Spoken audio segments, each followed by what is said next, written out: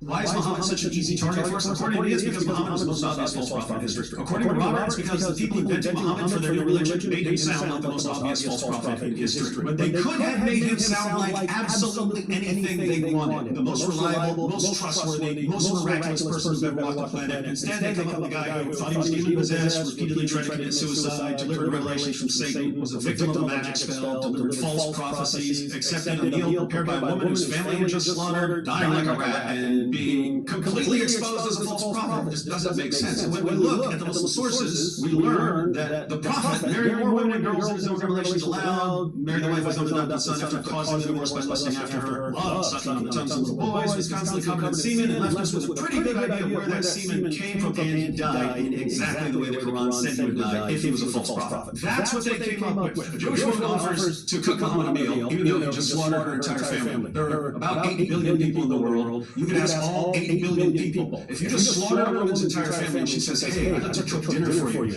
is that a good idea to accept that offer? 8 billion out of 8 billion people will say that is the dumbest idea ever. Do not do that. Muhammad is the one exception in all of history who thought, gee, is the great plan. The boys